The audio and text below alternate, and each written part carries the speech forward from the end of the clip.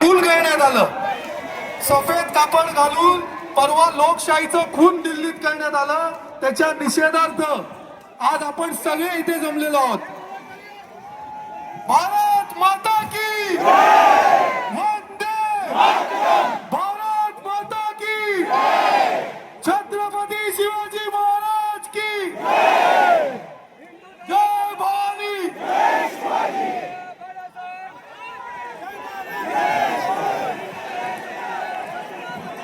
राष्ट्रगीत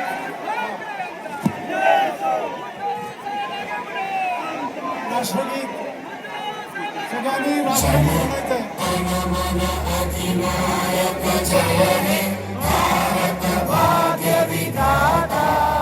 पंजाब सिंध गुजरात मराठा द्राविड उत्कल गंगा विंध्याचल यमुना गंगा उज्जल जलधि तरंगा जागे तेरा शुभ आशीष मागे गाय तव जय गाथा जनगण मंगलदायक जय हे भारत भाग्य विधाता जय हे जय हे जय हे जय जय जय जय हे. मी त्यांचं स्वागत करतो.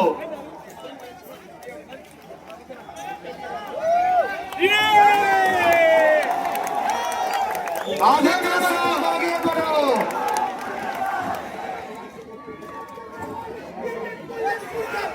मुर्दाबाद मुर्दाबाद दिल्ली पुलिस मुर्दाबाद मुर्दाबाद मुर्दाबाद. आजची ही तुफान गर्दी सगळे मुंबईकर जमलेले आहेत. गली गली में शोर है नरेंद्र मोदी त्यासाठी जमलेले आहेत. सोनम वांगचुक यांचा विसर झालेले आहे.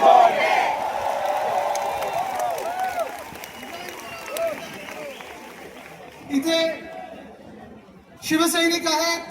आपल्यासोबत अनेक सिव्हिल सोसायटीचे लोक आलेले आहेत, विद्यार्थी संघटनेचे लोक आलेले आहेत. मी सगळ्यांचं स्वागत करतो. Thank you for coming here.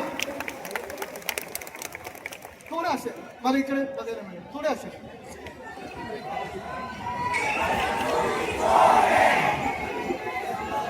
Narendra Modi चोर है गली गली में शोर है नरेंद्र मोदी चोर है गली गली में शोर है नरेंद्र मोदी चोर है. मला एक समजून घ्यायचं आहे. गेले 20 दिवस 21 दिवस सोनम वांगचुक हे उपोषण करत आहे. राहू दे सगळे झेंडे राहू दे वरती राहू दे. सगळे झेंडे वरती राहू दे.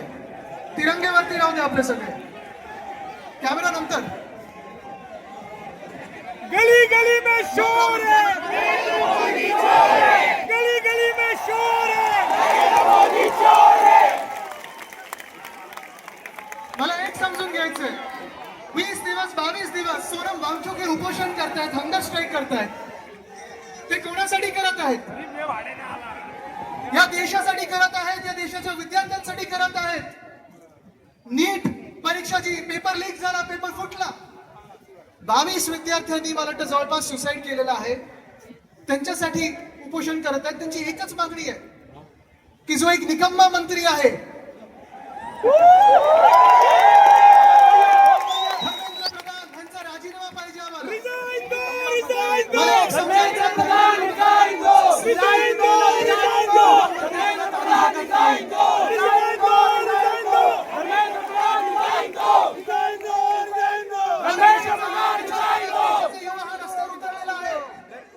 युवा आहे, युवती आहे, सगळे रस्त्यावर उतरले आहेत. इथे तुम्ही पाहिलं तर सगळे विद्यार्थी आहेत. अनेक लोक इथे विद्यार्थी आहेत. वेगळ्या वेगळ्या संघटनेतून आलेत, वेगळ्या वेगळ्या पक्षातून आलेत. गरज नाही की सगळ्यांनी कोणी एकाच व्यक्तीला मतदान केलं असेल. कदाचित आपलं एक मत अनेक विषयावर होऊ शकणार नाही, पण आपलं एक मत ह्या विषयावर होऊ शकतं की आपल्या देशाच्या भविष्यासाठी आपल्याला सर्वांना एकत्र यावंच लागेल.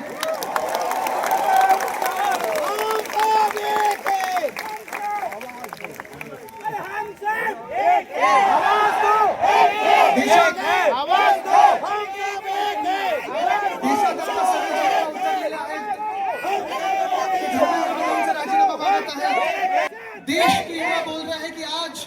मंत्री प्रधान का इस्तीफा मांग रहे हैं। अगर मंत्री प्रधान थोड़ा उल्टा किया जाए तो क्या होता है? गली ये गली भी में मानने में हम शोर कम है, नहीं रहेंगे। नरेंद्र मोदी चोर है, गली गली में शोर है, नरेंद्र मोदी चोर है, गली में शोर है, नरेंद्र मोदी चोर है। लीकच्या मागे लीकच्या मागे लीकचा पेपर लीक होतो, टीईटीचा पेपर फुटतो, एमपीएससीचा पेपर, प्रत्येक वर्षी आंदोलन करायला लागतात। साहेबांच्या रुग्णाला नीट करा। आज अनेक शाळांमध्ये बाथरूम नीट नाही आहेत, आज अनेक शाळांमध्ये सॅनिटरी पॅड वेंडिंग मशीन्स नाही आहेत, आज अनेक शाळांमध्ये वीज नाही, इलेक्ट्रिसिटी नाही आहे।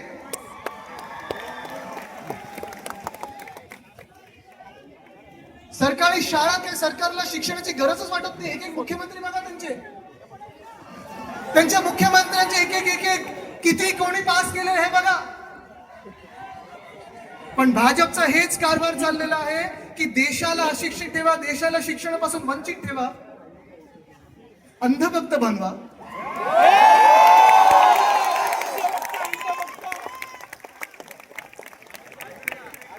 आम्ही अंधभक्त राहू तर या देशाच्या मातीचे राहू, आम्ही अंधभक्त राहू तर आमच्या छत्रपती शिवरायांचे राहू, आम्ही अंधभक्त राहू तर शाहू फुले आंबेडकरांचे राहू, आम्ही अंधभक्त राहू तर महामानव डॉक्टर बाबासाहेब आंबेडकरांचे राहू, श्री समजांचे राहू।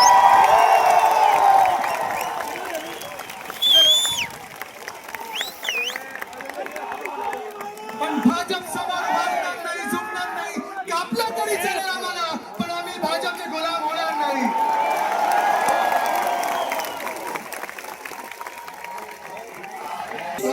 आज वही लोग संविधान बदलने चले हैं, उनको हमें रोकना पड़ेगा।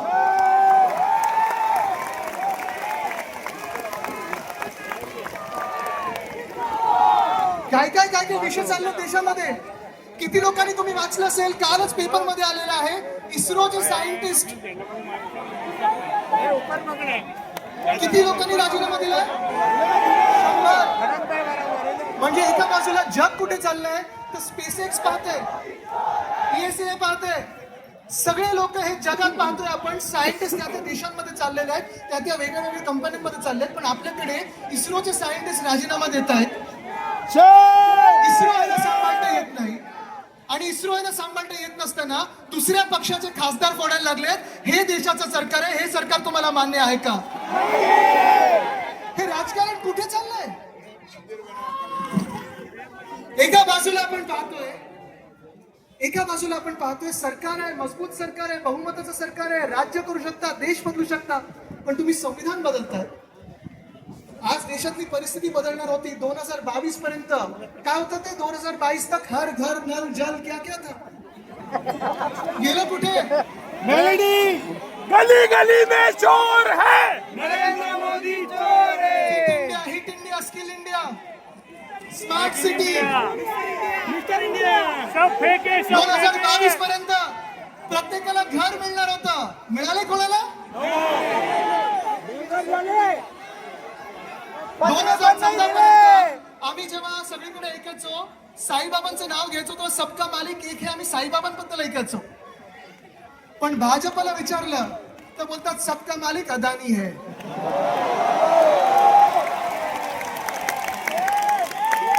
आणि परत तुम्हाला ह्याच सोनम वांगचुकवर आणतो मी, कारण सोनम वांगचुक ना जी अटक झाली होती, जी NIA ने अटक केली होती, ती कशासाठी केली होती? कारण लडाख मध्ये सोनम वांगचुक बसले होते ह्या उपोषणाच्या आधी, आणि लडाख मध्ये ते सांगत होते आम्हाला पूर्ण राज्य बनवून द्या, जे तुम्ही वचन दिलं होतं, स्टेटहुड दिलं होतं, स्टेटहुडचं प्रॉमिस होतं ते पूर्ण करा। पण स्टेटहुड देत नाही येत ना, कारण तिथे पण अदानीला जमिनी धापायच्या आहेत, ते ढापल्यानंतरच त्यांना स्टेटहुड मिळणार आहे। त्याच्या विरुद्ध जेव्हा सोनम वांगचुक बसले होते तेव्हा त्यांना जेलमध्ये टाकलं। पण आज देश जागृत होत आहे, आज देश रस्त्यावर येत आहे। आज कुठचा मंत्री काम करतो तुम्ही मला सांगा? अश्विनी वैष्णव रील मंत्री आहेत की रील मंत्री आहेत? जयशंकर फॉरेन अफेअर्स सांभाळायचे आहेत, पासपोर्टचं रँकिंग काय झालं आपला? निर्मला सीतारामन फाइनेंस मिनिस्टर है। रुपया ऊपर जा रहा है कि नीचे जा रहा है? इकोनॉमी ऊपर जा रही है कि नीचे जा रही है? नीचे।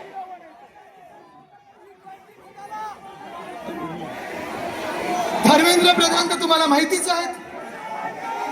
Piyush Goyal commerce minister, free trade agreement US बरोबर झाले की नाही झाले?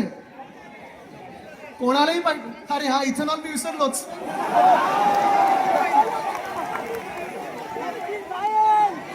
आज या देशामध्ये अनेक भारतीयांचे हे स्वप्न असतात, तरुण मुला मुलींचे स्वप्न असतात, घर घेण्याच्या आधी मला गाडी घ्यायची असते आणि त्या गाडीमध्येच इथेनॉल, E20, E30, E35 आणि ते ईव्हीएम समजलेत की आमचा तो इथेनॉल.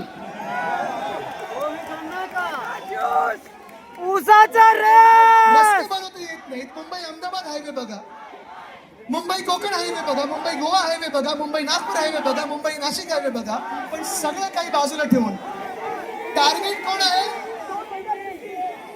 Missing link. सरकारचं इंटेंट मिसिंग आहे. पण आज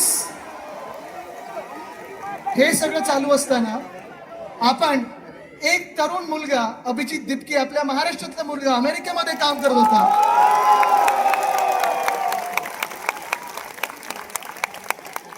अभिमान आहे आम्हाला त्याचा. जसा सोनम वांगचुकचा आम्हाला अभिमान आहे तसाच अभिजित दिपकेचा आहे. बाकी सर्व जे तिथे उपोषणाला बसले आहेत ते सगळे जे तरुण तरुणी बसलेले आहेत, अभिमान आहे त्यांचा. त्यांना जाणार मी भेटायला, पण मी पहिलं बोललो आपण पहिलं महाराष्ट्रात आंदोलन करून दाखवू, मग दिल्लीला भेटायला जाऊ. आणि आज जेव्हा अभिजित मुंबईत महाराष्ट्रात आला तेव्हा नंतर त्याचं रिसेप्शन पाहिलं, दिल्लीत पाहिलं, आंदोलनं पाहिली. जंतर मंतरला जे आज अभिजित बसलेला आहे ते एकाच गोष्टीसाठी बसलेला आहे की त्या तरुण मुलींना न्याय मिळाला पाहिजे, न्याय मिळाला पाहिजे. एका बाजूला आले उद्धव साहेब आलेले आहेत.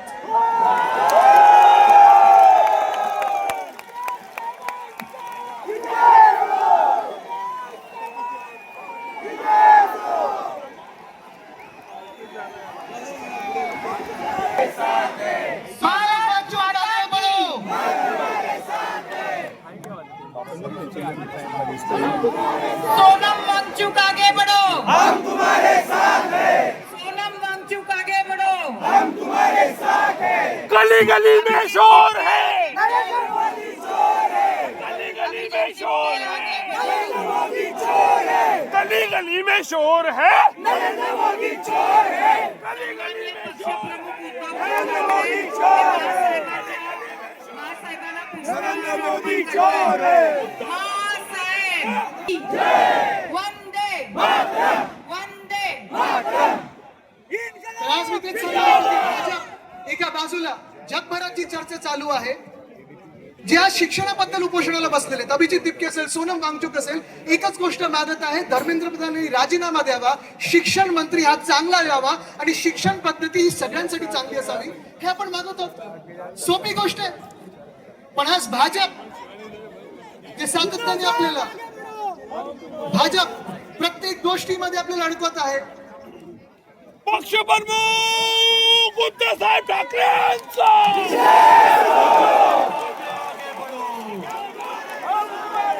भाजप उद्धव साहेब तो मागे बढ़ो, आपल्याला वेगळ्या उद्धव साहेब तो मागे बढ़ो. भाजप आपल्याला वेगवेगळ्या गोष्टींमध्ये अडकवत आहे. धर्मामध्ये अडकवते, जातीमध्ये अडकवते, पंथामध्ये अडकवते, भांडणांमध्ये अडकवते. एका बाजूला जग हे आर्टिफिशियल इंटेलिजन्स बद्दल बोलत आहे, एका बाजूला जग हे सायन्स बद्दल बोलत आहे, एका बाजूला जग हे नॉलेज बेस्ड इकॉनॉमी बद्दल बोलत आहे. आणि आपण अजून अडकलेलो आहोत ते आपण डिबेट करत आहोत 50 वर्षापूर्वी, 100 वर्षापूर्वी कोण महान होतं. भाजपकडून चर्चा काय होते? भाजपचं मुख्य आंदोलन काय असतं की पहिले पंतप्रधान हे नेहरू झाले पाहिजे होते, सरदार पटेल झाले पाहिजे होते, मग गांधी बरे होते की सावरकर बरे होते की नेहरू बरे होते. ह्या सगळ्याच डिबेटमध्ये भाजपने आपल्याला अडकवलेलं आहे. भविष्यासाठी आपण भांडत आहोत, भाजप आपल्याला भूतकाळावर भांडत ठेवत आहे. तुम्ही ठरवायचं तुम्ही कोणासाठी भांडणार आहात. The BJP is keeping us busy over the past. We want to fight over the future. We want to fight for our future. एक महत्त्वाचं स्टॅटिस्टिक तुम्हाला देतो, जास्ती मी वेळ घेणार नाही. तुम्ही न्यूजपेपर्स उघडले, वृत्तपत्र उघडली तर प्रत्येक दिवशी बातमी असते की किती लोकांना रिट्रेंचमेंट होते, किती लोकांना जॉब्स वरनं काढलं जात आहे. कधी ओरेकल मधून, कधी दुसऱ्या कुठच्या कंपनीमधून, कधी कॉल सेंटर मधून, कधी कुठच्याही कंपनीमधून 20,000 लोक काढले गेले, 30,000 लोक, कधी 16,000 लोक, कधी 10 लोक काढली जाण्याची बातमी येत आहे. पण अजय बांगा जे वर्ल्ड बँकचे प्रेसिडेंट आहेत त्यांनी सांगितलेलं आहे की पुढच्या 10 ते 12 वर्षामध्ये जॉब मार्केटमध्ये आपले जे इमर्जिंग इकॉनॉमीज आहेत, आपण समजू आपल्याला इमर्जिंग इकॉनॉमी निर्मला सीतारामन जरी आपल्या फायनान्स मिनिस्टर असल्या तरी आपली एक इमर्जिंग इकॉनॉमी समजू. फेल्ड गव्हर्नमेंट, फेल्ड मिनिस्टर तर ओनली वन थिंग आहे. पण एक तुम्हाला सांगतो, पुढच्या 10 वर्षामध्ये 120 कोटी लोक, आपण सगळे तरुण वर्ग हे वर्किंग एज मध्ये येणार आहोत. 120 कोटी, 120 कोटी. आणि मग जॉब ऑपॉर्च्युनिटीज जगामध्ये, पूर्ण जगामध्ये, नुसतं भारतामध्ये नाही, सांगतात की फक्त 40 कोटी निर्माण होणार आहेत. 80 कोटी लोक जाणार कुठे? फ्री राशन खाणार ना. लाडकी बहीण 95 लाख महिलांना बाहेर काढलं ना, साडीची स्कीम बंद केली ना. सगळं काही त्यांच्या मुलांसाठी चाललंय जे बाहेर शिकतायत किंवा इथेनॉल विकतायत. आपल्या तरुण तरुणांनी काय करायचं?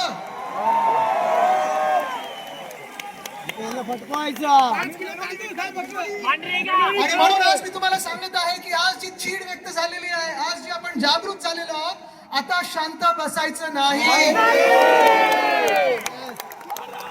आपण कुठच्याही भाषा बोलत असू, आपण कुठेही राहत असू, आपण कुठेही शिकत असू, कदाचित तुम्ही आणि मी कधी एकमत होईल, कधी एकमत होणार नाही, आपण वेगवेगळ्या विचारधारेचे असू शकू, पण आपण सगळे या देशासाठी एकत्र आलोच पाहिजे आणि हाच विचार केला पाहिजे की जी देशद्रोही पक्ष आहेत, भाजपसारखे या देशाला संपवणारे पक्ष आहेत, त्यांना बाहेर काढणं गरजेचं आहे. एका बाजूला गरिबाला लुटतायत, एका बाजूला जीएसटी लादतायत, राम मंदिर लुटतायत, उज्जैन पंढरपूर लुटायला निघालेले आहेत, विद्यार्थ्यांना लुटत आहेत, इथेनॉलच्या माध्यमातून लुटत आहेत. सगळं काही लूट चालू आहे. तुम्ही ही लूट थांबवणार की नाही, आज मी तुम्हाला प्रश्न विचारतो. कदाचित भाजपला वाटतं अजून इलेक्शन 3 वर्षावर आहेत. वोट चोर, आम्ही अनेक गोष्टी बोलतोय, वोट चोर, गद्दी चोर, चंदा चोर, गद्दी चोर.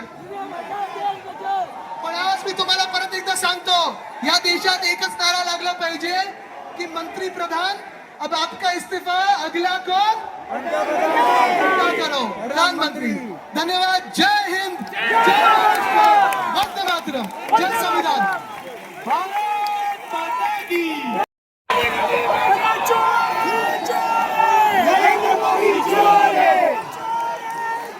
तमाम देशभक्त बांधवांनो, भगिनी आणि माता, अरे कोण आला रे, कोण आला?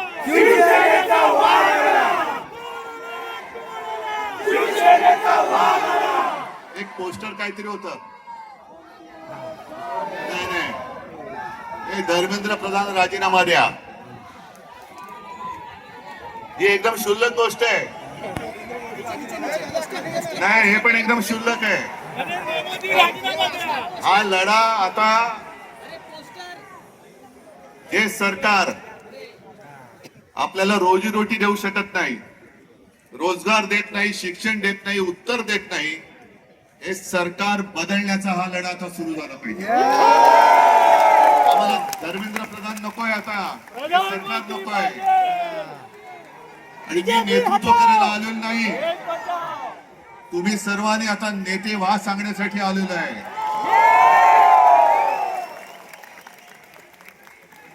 फक्त मला एक वचन पाहिजे. ही आज दिसते ती जाग आहे, आज दिसणारी आग आहे, हे सरकार बदलेपर्यंत टिकणार की नाही टिकणार? आग टिकली पाहिजे, सरकार टिकता कामा नये. या आगीमध्ये सरकार जाळून भस्म झालं पाहिजे, तर या उठावाला अर्थ आहे. आणि हा लढा एकट्या सोनम वांगचुक यांचा नाहीये. हे सरकार केवळ चंदा चोरी, वोट चोरी आणि तुमचं भविष्य चोरलंय त्यांनी, तुमचं भवितव्य, या देशाचं भवितव्य चोरलंय. काय दिलंय का या सरकारने तुम्हाला? आज मी येताना बातम्या बघत होतो, दिल्लीमध्ये जंतर मंतरच्या इकडे युद्धाची तयारी जणू काही सुरू झालेली आहे. सैन्य आणतायत, फौजा आणतील, कदाचित अणुबॉम्ब सुद्धा आणतील. पण या सरकारला माहिती नाहीये या देशामधला हा जो तरुणाईचा अनुभव आहे तुमच्या बुडाखाली आधीच लागलेला आहे. आणि हे आता तुमची जी काय युद्धाची तयारी आहे ही तयारी जर का नीट परीक्षेच्या वेळेला नीट केली असती तर तुमच्या बुडाला सुरुंग लागला नसता. लागला असता. बरं मी काय म्हणतो की एकदा होऊन जाऊ दे. सोनम वांगचुक यांनी देशाला काय दिलंय आणि या दळबद्री सरकारने काय दिलेलं आहे. हे आपले सैनिक हे तुमच्यासारखे, तुम्ही तरुणाई, या देशाचं भविष्य तुम्ही आहात आणि देशाचे रक्षण करते तुमच्यासारखेच तरुण जवान सरहद्दीवरती आहेत. या तरुणांसाठी मायनस टेम्परेचर, आपल्याकडे जरा मुंबईमध्ये जरा 20-22 टेम्परेचर झालं का थंडी आहे बाबा, मफलर काढा. तिकडे तर बर्फामध्ये सैनिक उभे राहतात आपल्यासाठी. ते तिकडे आहेत म्हणून आपण इकडे आहोत.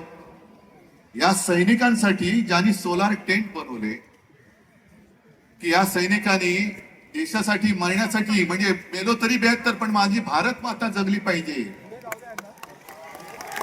त्या देशाच्या सैनिकांसाठी ज्यांनी सोलर कॅम्प बनवून दिले, टेंट बनवून दिले, तो यांच्यासाठी देशद्रोही ठरतो. हा देशद्रोही. तिथलं पाण्याची टंचाई लक्षात घेऊन ज्यांनी आईस फाउंटन तयार केले, असा हा पर्यावरणवादी, असा हा शास्त्रज्ञ,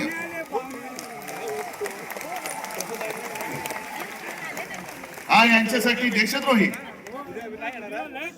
मग नेमकं देशप्रेम आहे तरी कुठे? देशप्रेम कोण आहे? कुठे? यांचं देशप्रेम नाही. अदानीचे सगळे प्रेमी, यांचे सगळे उद्योगपतींचे प्रेमी आहेत. पण काल काही गोष्टी तुम्हाला कळल्या पाहिजेत. काल मी नागपूरला गेलो होतो मंदिर लुटीच्या विरुद्ध सगळ्यांना जागा करायला. आणि नागपूरमध्ये गेल्यानंतर साहजिकच आहे, कोणाचं केंद्र आहे तिकडे? संघ. बघा गंमत कशी आहे. या संघाने या कालच्या मे महिन्यामध्ये एक स्टेटमेंट दिली त्यांच्या त्या होसबळेने, की पाकिस्तान बरोबर चर्चा केली पाहिजे. पाकिस्तान बरोबर, जो पाकिस्तान आपल्या देशात आतंकवादी घुसवतोय, बॉम्बस्फोट करतोय, सगळं काही करतोय, अतिरेकी हल्ले करतोय, त्याच्याबरोबर चर्चेचे दरवाजे खुले ठेवले पाहिजेत. आणि मोहन भागवतला विचारलंय तर मोहन भागवत म्हणतात की होय बरोबर आहे, हम हिटलर जैसे नहीं है. भागवत साहेब, हे हम हिटलर जैसे नाहीये, तुमच्या मोदींना सांगा. आणि पाकिस्तान बरोबर चर्चेची तयारी आहे, मग वांगचूक बरोबर का नाही करत?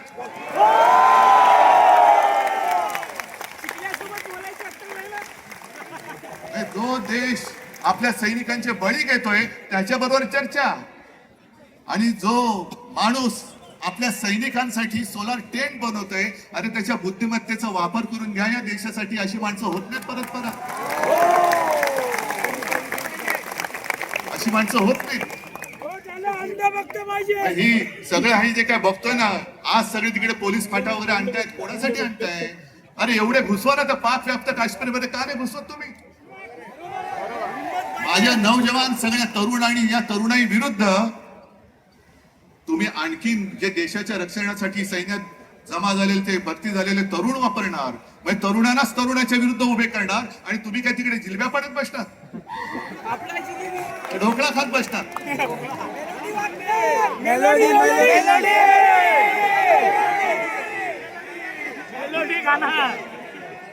आता काही जण मला विचारतात,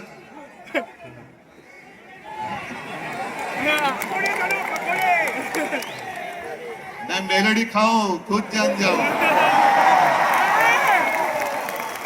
तो फिर मुझे बात करने की क्या बात है? आप जाओ उधर, फिर मेलोडी ले लो और सब खुद जान जाओ. थोड़ी जान जाओ, समझ जाओ.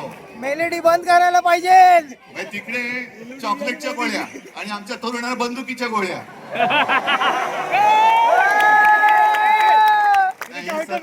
म्हणून मी म्हंटल ना, आहोत ना आम्ही हिंदुत्ववादी आहोतच, पण कट्टर देशाभिमानी हिंदू आहोत. धर्माच्या आधारावरती केवळ शेंडी जन्माचं हिंदुत्वाला हिंदू नाही आहोत. आम्ही देशभक्त हिंदू आहोत. आणि म्हणून मी काल मोहन भागवतनं जे विचारलं की आज जे काही देशात चालू आहे हेच तुमच्या कल्पनेतल्या हिंदू राष्ट्रामध्ये बसतंय का? हे तुमचं हिंदू राष्ट्र आहे? हे हिंदू राष्ट्र आम्हाला अपेक्षित नाही. आमच्या हिंदू राष्ट्रामध्ये देशभक्ती ही महत्वाची आहे. मग तो कोणत्याही जातीपाती धर्माचा असू दे, जो ह्या देशावरती प्रेम करतो तो आमचा आहे.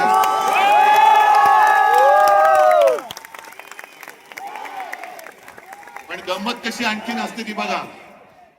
काही वर्षांपूर्वी म्हणजे ज्यातनं भाजप सरकारचा जन्म झाला, अर्थात त्याच्यामध्ये पापी आम्ही सुद्धा होतो, पण अण्णा हजारे हे उपोषणाला बसले होते. लक्षात आहे तुमच्या?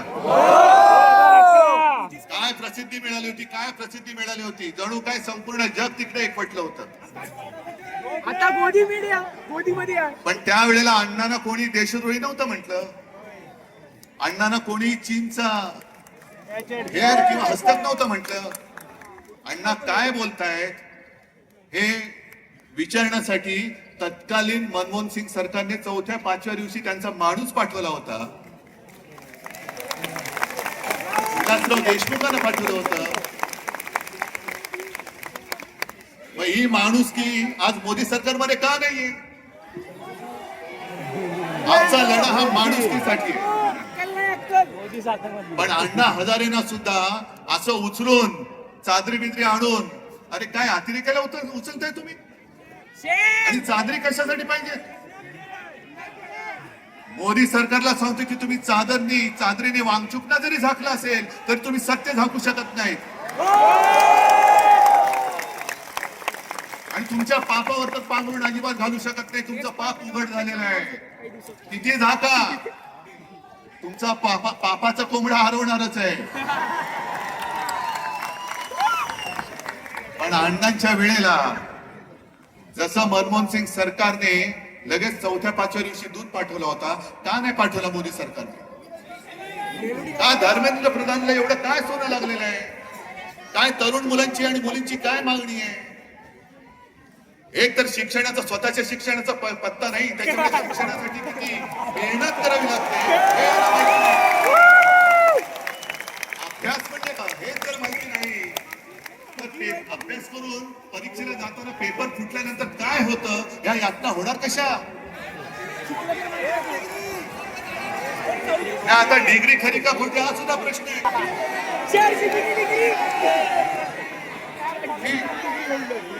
त्याच्यामुळे ह्या यातना, आणि आज तुम्ही जर का बघाल तर तरुण मुलं मुली तर आहेतच, पण मी सोशल मीडियावरती बघतोय त्यांच्या आजी आजोबा सुद्धा आलेले आहेत, आई वडील आलेले आहेत. त्याचं कारण असं की मला नाही शिकता आलं, पण माझ्या मुलाने शिकलं पाहिजे, माझ्या मुलीने शिकलं पाहिजे. मोदी सरकारची जी गोष्ट आहे, मुलगी शिकली, प्रगती झाली, अरे पण शिकून परीक्षेला गेली आणि पेपर फुटला. ती मुलगी आत्महत्या नाही करणार, मुलगा आत्महत्या नाही करणार. मग एवढ्या मुलाने आत्महत्या केल्या तरी एक धर्मेंद्र प्रधान तुम्ही डोक्यात घेऊन नाचताय. मग धर्मेंद्र प्रधानला असं काय सोनं लागलेलं आहे? बरं, अण्णा हजारेंचा एक विषय झालाच, पण या घराणेशाही बद्दल आणखीन एक सांगतो. आज सोनम वांगचूक उपोषणाला बसले तिकडे, पण सोनम वांगचूक यांचे वडील सुद्धा, त्यांनी सुद्धा उपोषण केलं होतं. माहिती तुम्हाला किती? कोण गेलं होतं त्यांच्याकडे बोलायला? म्हणजे भाजपच्या लेखी हुकुमशाह असलेल्या इंदिरा गांधी सोनम वांगचूक यांच्या वडिलांना भेटायला लडाखला गेल्या होत्या, तरी हे तिकडे दिल्लीत राहून दिल्लीतल्या दिल्लीत भेटायला न जाणारे मोदी आणि शहा हे लोकशाही आणि इंदिरा गांधी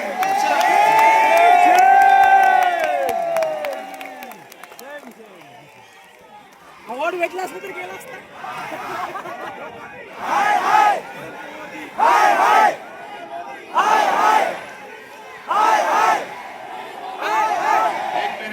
हा गली गली में शोर आहे, बरोबर आहे, पण तुम्ही जिथून आलाय, कुठल्याही गल्लीत आला असाल, कुठल्याही गावात आला असाल, त्या गल्ली गल्लीमध्ये तुम्हाला शोर करावा लागेल.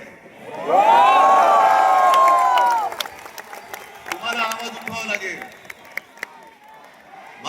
मला जे प्रश्न विचारत होते त्यांना मी हेच सांगतोय की तुम्ही दिल्लीला जाणार का? हो, वेळ येईल तेव्हा मी नक्की जाईन.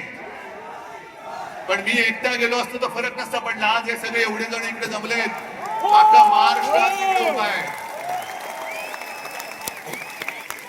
आणि हे आंदोलन आता फक्त जंतर मंतर पुरतं मर्यादित ठेवायचं नाही. देशातल्या प्रत्येक कानाकोपऱ्यामध्ये काय तुमची गोष्ट, गली गली में चोर है, गली गली में चोर है.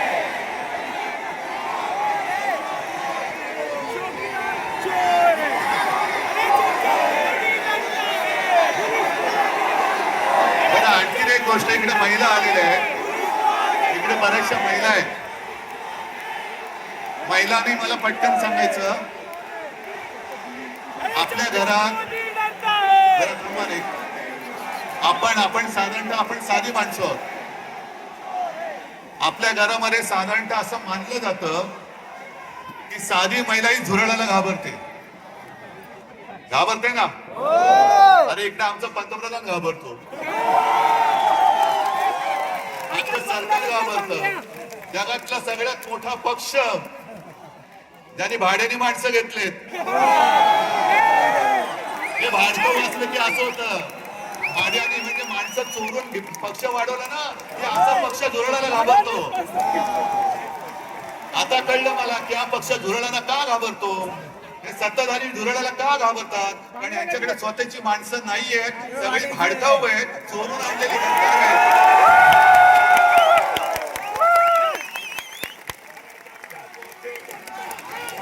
पण आता आपल्याला एक गोष्ट ठरवावी लागेल. माझं या शिवतीर्थावरून मोदी सरकारला आव्हान आहे, आव्हान. तुम्हाला वन नेशन वन इलेक्शन घ्यायचे ना, आता जाहीर करा. उद्या निवडणूक, देशाची निवडणूक आता जाहीर करा.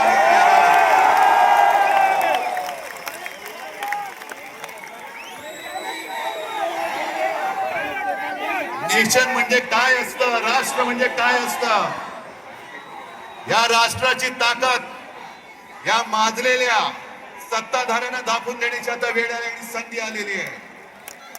काय असतं नेशन म्हणजे काय असतं, राष्ट्र म्हणजे काय असतं. तुम्ही या माझ्या तरुणांना, जे उद्या देशाचं भविष्य आहेत, त्यांना कॉक्रोच म्हणता. पण आज तुम्ही बेशरमपणे तिकडे गादीवरती बसलाय. जर आपल्याला स्वातंत्र्य मिळालं नसतं तर त्यांची बुडं टेकायला ह्या गाद्या मिळाल्या नसत्या. जे क्रांतिकारक फासावर गेले, काय वय होती त्यांची. सुखदेव, राजगुरू, भगतसिंग, किती नावं घ्यायची.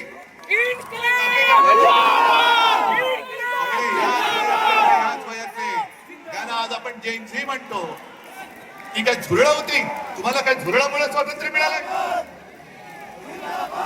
जर आपल्या स्वतःच्या प्राणाची पर्वा न करता, घराची कुटुंबाची पर्वा न करता, तेव्हाची तरुण मुलं यांनी जर का देशाच्या स्वातंत्र्यासाठी बलिदान केलं नसतं तर आज आपल्याला स्वातंत्र्य बघायला मिळालं नसतं. मग ज्यांनी स्वातंत्र्यासाठी बलिदान केलं, ते स्वातंत्र्य आपण टिकवू शकतो की नाही? ते टिकवणं आपलं काम आहे की नाही, आपलं कर्तव्य आहे की नाही? आणि जे आपल्याला झुरळ म्हणतायत, होय मी सुद्धा झुरळ आहे. पुढे एकीकडे मी सुद्धा याच वयात होतो. आम्ही पण झुरळ आहे साहेब, आम्ही पण जर झुरळ तुम्ही आहे. तरुण मुलाला झुरळ बोलत असाल तर झुरळांचे आई वडील सुद्धा झुरळच आहेत. हा देश काय झुरळांचा देश आहे? आपण आता ठरवलं पाहिजे की जो आपल्याला झुरळ म्हणतोय, जो आपल्याला न्याय हक्क नाकारतो आहे, या सगळ्या सत्तेला चिकटलेल्या गोचिडी आहेत. गोचिडी, मी आज त्या सत्तेला चिकटलेल्या गोचिडी म्हणतोय. जे सत्तेला चिकटून राहिलेत आणि लोकशाहीचं रक्त पितायत, या सत्तेला चिकटलेल्या लोकशाहीचं रक्त पिणाऱ्या गोचिड्या आपल्याला खेचून बाहेर काढाव्याच लागतील. आणि आजपासून हा लढा सुरू होतोय. तिकडे जंतर मंतरला काय करतील सांगता येत नाही, कारण सगळं सैन्याची जमवाजमव सुरू झालेली आहे. इंग्रजांनी सुद्धा असं 100-150 वर्ष राज्य केलं होतं. पण देशातली जनता जेव्हा एकजुटीने रस्त्यावरती उतरली तेव्हा इंग्रजांना सुद्धा इथून पाय काढून पळावं लागलं होतं. तसंच त्यांना आपल्याला करावं लागेल.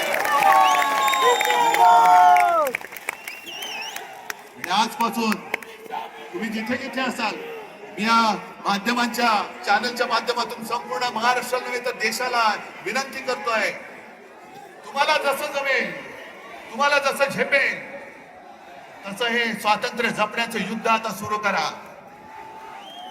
जिथे सभा घ्यायच्या सभा घ्या, जिथे मेणबत्त्यांचा मोर्चा काढायचा मेणबत्त्या मोर्चा, जिथे मशाल मोर्चा काढा, मानवी साखळी तर मानवी साखळी करा. पण जिथे जातील तिकडे सगळ्यांना कळलं पाहिजे की आता अब देश इन लोगों की बात मानने वाला नहीं है. आणि नवीन आणखीन एक तुम्हाला सांगतोय, अण्णा हजारेंच्या आंदोलनाच्या वेळेला या अशाच टोप्या केल्या गेल्या होत्या. काय लिहिलं होतं त्याच्यावर? मैं अण्णा हूं, आता तुम्ही करायचं मैं देशभक्त हूं. मी देशभक्त, मी अंधभक्त नाही. मी अंधभक्त आहे तो माझ्या भारत मातेचा आहे. मोदींचा अंधभक्त जे होऊ शकत मी असणार नाही, कदापि नाही. आजपासून सुरू करा मी देशभक्त. जे मोदी भक्त असतील त्यांना तुमच्या समोर उभं राहायला भीती वाटली पाहिजे. एवढी देशभक्तांची ताकद या देशात आज सुद्धा आहे आणि ती उभी राहू शकते. आणि ती महाराष्ट्र उभी करू शकतो, संपूर्ण देश उभा करू शकतो, हे याला दाखवून दे.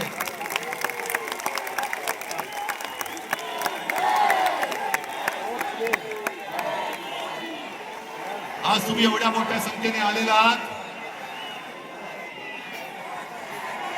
तो एक ठिणगी आहे. पण एक ठिणगी वणवा पेटवायला पुरेशी असते. ती ठिणगी आज पडलेली आहे आणि देशाच्या लुटारूंना सत्ता भ्रष्ट आणि स्वस्थ बसणार नाही ही शपथ घेऊन आपण ह्या आंदोलनाला सुरुवात करूया. जय हिंद.